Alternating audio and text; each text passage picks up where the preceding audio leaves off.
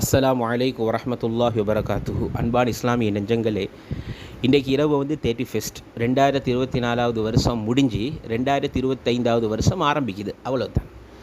எங்களுக்கு இருக்கக்கூடிய இஸ்லாமிய அமைப்பில் இருக்கக்கூடிய முஹர்ரமுடைய மாதம் ஆரம்பித்தாலே அது எங்களுக்கு வெறுமனே ஒரு கணக்கு பார்ப்பதற்குண்டான ஒரு அமைப்புக்காக வருஷத்தில் புது வருஷத்துடைய ஆரம்பமாக நான் எடுக்கிறமே தவிர எங்களுக்கு எந்த விதமான கொண்டாட்டத்தையும் இஸ்லாம் எங்களுக்கு சொல்லித்தரல.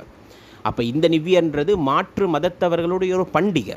அதில் போய்ட்டு நாங்கள் கலந்து கொள்வது, அதில் இது நாங்கள் என்ஜாய்மெண்ட் பண்ணுறது, இது இஸ்லாம் எங்களுக்கு ஒரு நாளும் அனுமதிக்காது.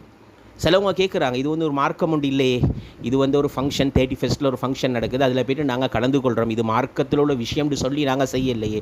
சங்கையானவர்களே, இது மார்க்கத்துடைய விஷயம்னு சொல்லி நீங்கள் செய்யலை. ஆனால் ஒவ்வொரு நாளும் தொழுகையில் நாங்கள் என்ன துவா கேட்குறோம்? இஹ்தினஸ் ஸிராத்தல் முஸ்தகீம், யா அல்லாஹ் எனக்கு நீ நேரான பாதையை காட்டு.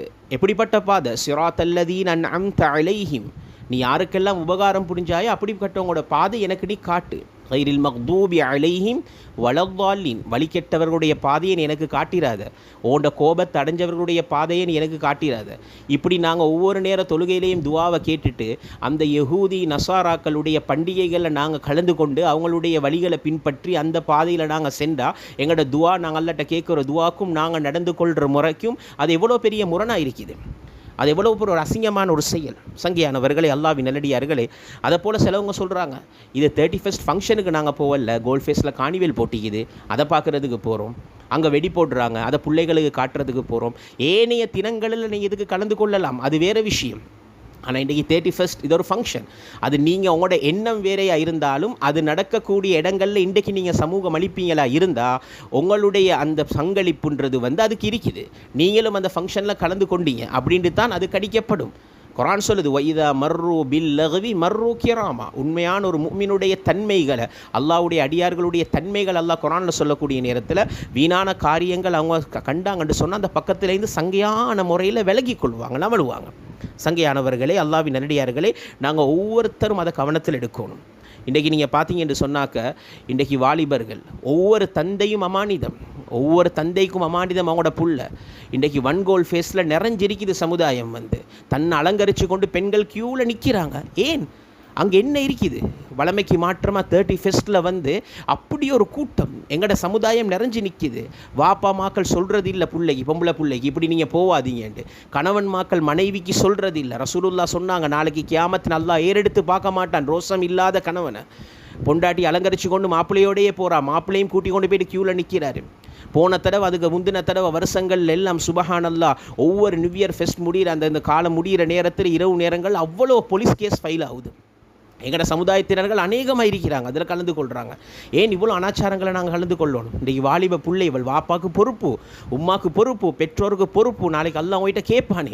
ஒரு வருஷத்துக்கு தேவையான முழு பதுவாவையும் அந்த புள்ள அன்றைக்கு பெற்றுக்கொள்ளுது ஒரு வாலிப புள்ள.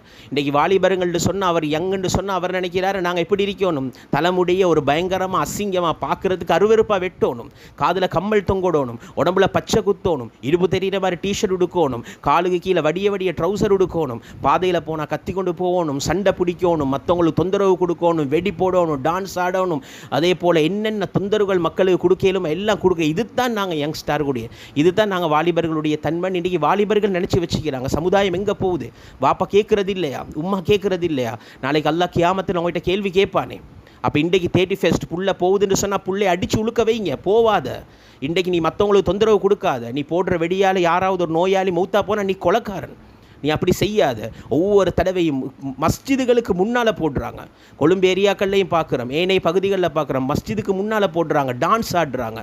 மஸ்ஜிதுக்கு உண்டான ஹுருமாத்துகள் இல்லை. அப்போ வாப்பா சொல்கிற இல்லையா, உம்மா சொல்கிற இல்லையா? எனவே சங்கையான பெற்றோர்களே, கொஞ்சம் கவனம் எடுங்க, அல்லாவுக்காக கொஞ்சம் கவனம் எடுங்க.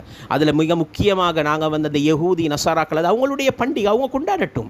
எங்களுக்கு என்ன இருக்குது? எங்களுக்கு உண்டான பண்டிகை ஈதுல் அத்ஹா, ஈதுல் ஃபித்ர். அதை சங்கியான முறையில் யாருக்கும் தொந்தரவு இல்லாமல் கொண்டாடணும். எனவே அல்லாஹ்வின் நல்லடியார்களே, திருப்பி திருப்பி உங்கள்கிட்ட நான் மிக கவனமாக வேண்டிக் கொள்ளக்கூடிய, மிக உருக்கமாக கேட்கக்கூடிய விஷயம்தான், ஒவ்வொரு வீட்டில் உள்ள ஆண்கள் பொறுப்பானவங்க. குல்லுக்கும் ராயின் வ குல்லுக்கும் மஸ்ஊலுன் அன் ரஇயதி. ஒவ்வொரு தந்தையும் ஒவ்வொருத்தரும் ஒவ்வொரு பொறுப்பு. அது மாதிரி தந்தைக்கு ஒரு பொறுப்பிக்கு, நாளைக்கு நாளைக்கு உங்களோட பொறுப்பை பற்றி அல்லாஹ் விசாரிப்பான் இன்ஷா அல்லாஹ். அந்த நேரத்தில் நாங்கள் என்ன பதில் சொல்கிறேன்? உங்களோட வீட்டில் வாலிப பெண் இருந்தால் வெளியே கூட்டிகிட்டு போவாதீங்க, அவங்கள அலங்கரித்து கூட்டிகிட்டு போவாதீங்க, அவங்கள கூட்டிகிட்டு போயிட்டு க்யூவில் நிற்காதீங்க, அந்த பண்டிகையில் கலந்து கொள்ளாதீங்க, மனைவிக்கு அனுமதி கொடுக்காதீங்க, இந்த ஃபங்க்ஷனுக்கு வெளியே போவாதீங்க.